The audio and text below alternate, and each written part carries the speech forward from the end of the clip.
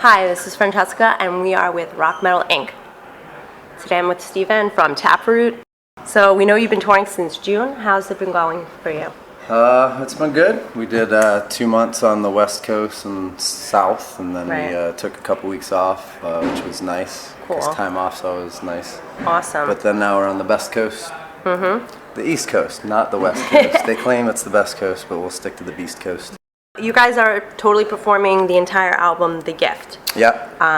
Was there a specific reason you decided to do that album as the others, instead of the others? Well, we've done so many years of headlining that, we just kind of, when you have 6 records out, you can only really play So many. So obviously, we've got a handful of singles that we have to play, but then a lot of the old school fans want the heavier, moshy stuff. Right. Which is what I prefer too. So it's a win-win situation. Don't have to worry about different set list every night. It's just the same go, and the crowd loves it. Cool, awesome. Definitely looking forward to that. Yeah. So what do you remember most about that time when you guys were doing that era of The Gift? Really, it was just really weird because a lot of the first record for us, we only really wrote one new song for that record. It was all just like previous demos, re-recording them, and for the most part, our demos were better in our opinion. But it was cool. It was a good time to get signed. That was way back in late '99, and we started off just as a local band in Ann Arbor, Michigan. We printed off like our own CDs. We stole all the computers at the University of Michigan and printed out like 10,000 worth of CDs or 10,000 CDs and sold them on our own, and started a little scene in Ann Arbor. And then got signed.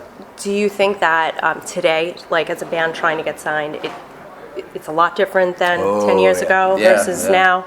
A lot more obstacles, or with the internet? It's obstacles. It's different. I mean, even us, it's different for us even too. Back when we started, the internet was basically still just America Online. Right. So we were just hitting, AOL, IMs, and just going to chat rooms and, try to avoid the perverts and promote your band at the same time. Chat rooms. Ugh. Yeah, so that was mostly, we just, like, I'd always sit there, or all of us we'd type in, like, Deftones, Korn, Taproot. And then slide it in. People were like, oh, who's Taproot? I like all these other bands, so it was like shameless promotion. But nowadays, there's not even really a music scene anymore. Yeah, I know. So. As far as out here in New York, we don't even have a rock station right now. Yeah. We don't have a rock station. Yeah, it's hard to believe. So is that going on in other states as well? It's happening all over the place. Really? Yeah, I mean, there's really only basically 1 or 2 companies that you basically have to pay to get on the radio station anyway, like Clear Channel and all that nonsense. So. Oh, okay. Yeah, but I'm a serious guy. So. Yeah, serious. Yeah, Howard Stern. Yes, definitely. And Kayla. So I read also that you suffer from seizures. Yep. And how does that affect your whole work, your performances, and your plans? It kind of screws with you mentally. I'm technically not even supposed to be touring or doing anything physical until I go 6 months without. Right. But I've had 6 in the last year and 2 months. But it's been 3 since the last, and so it's my second longest stint so far, so hopefully the meds I'm on are the right dosage. And, and you just go through it. And yeah. Do what you gotta do. They don't know if it's caused from my concussions. There was a little anomaly thing in my brain, but I think it's more stress-induced. I can con myself into freaking out for sure. We could all talk ourselves into stressing. It's true. So who are your favorite artists? Who inspires you? That's a tough one. It's been, I don't really listen to music all that much anymore. I hear a song that I like, I'll snag it, but I listen to anything from a New York band, Amir, like crazy heavy stuff to, some of the heavier dub stuff I dig, dubstep stuff I dig. And then basically it's, I don't really like to pollute my mind with trying to sound like anyone else, so I just kind of write what I write, and it sounds like us. Influences early on? Early on, yeah. I remember being like 3 or 4 as, well, we're in the Village, whatever, as foofy as it sounds. I used to put on my mom's clothes because she had stuff that looked similar to Adam Ant and Billy Idol, so that's like what I started kind of goofing off to. But obviously went through the Duran Duran phase, then the cheese metal phase. Nikki Sixx was my idol growing up, and then, obviously onto bigger, better things like Slayer, Metallica, Primus, cool. Your go-tos. Yeah, you guys have a mix of everything. Like, you can't pinpoint one specific sound. Like, No. you have just the hardcore, like, there's a truth behind like, I'm a fan myself, and everything I've heard is, like, you can hear the truth in it. A lot of the stuff today, at least to my ear, sounds fabricated, like, oh, let's come up with a hook. Let's come up with something that grooves. But your stuff, it sounds like you really have it within, and you can hear it. It comes through. Yeah. So basically, it's just like journal and writing music together. It's not coming up with a formula and saying, hey, we've got 30 grand to get on radio. Let's sound like that. Yeah, that's very admirable, definitely. So what are your plans after this tour? Relax.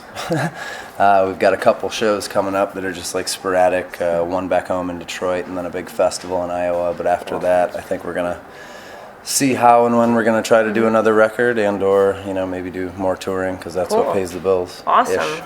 Good. We're so glad you're here in New York. Awesome. Well, that's good. It's awesome to be here. I just went down to that what's it called? The creepy store. Oddities. Oh, Obscura. Okay. Oh, the Renaissance store you're talking about? No, the Oddities, the TV show. Oh, okay. Well, they have creepy stuff.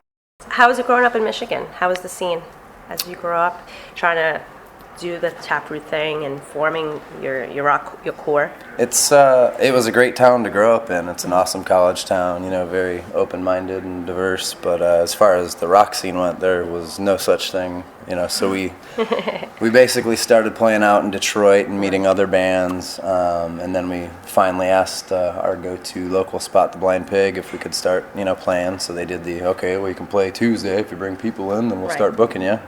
So we packed the place in and started playing like pretty much once every month. We'd headline on a weekend, and then we started bringing the bands in from Detroit, so there was more of a scene in Ann Arbor than Detroit for a while, and then that's kind of what brought people to us. We didn't really have to go sending out demos to every label trying to be like, oh, please, please, please. We kind of got our own little fan base and kind of drew people toward us instead. Awesome. Which I think would be harder to do now. Right. I've checked out a lot of the episode videos that you guys have. I don't know, maybe I'm supposed to know this, but I have noticed that the number 5535 comes up repeatedly. 5535? Yeah. Really? Yeah. What is the significance? I don't know. Okay. Is there some significance with the number? I don't even know the numbers. Like, I think it was on some of the characters' hands and stuff, from what I remember. I don't know. No clue. I just was curious, and I'm like looking at the videos, and I'm like, Maybe it was the hotel room number that they shot in. But in two separate videos? Well, yeah. The same number coming up 2 times? Well, the whole thing. We shot a whole bunch of stuff and put it together. No, I honestly don't even know. A lot of the episodes is fictitious. Yeah, it's a story that Mike and I came up with actually back in like 2007. We wanted it to be our 4th record instead of Our Long Road Home, but then we got democratically outvoted by people that don't really matter. But at least, it worked out best because, years later we got to do it, and, it was a little bit more fun to experiment and kind of update them. Definitely interesting videos. Like, your early videos was like a lot of the cool abandoned warehouse kind of vibes. Normal, boring stuff. It wasn't boring. It was just like, it matched what you guys were doing. And then to like the little cinematic episodes, like it was just interesting, Did your family encourage you to go into music and to stick with music?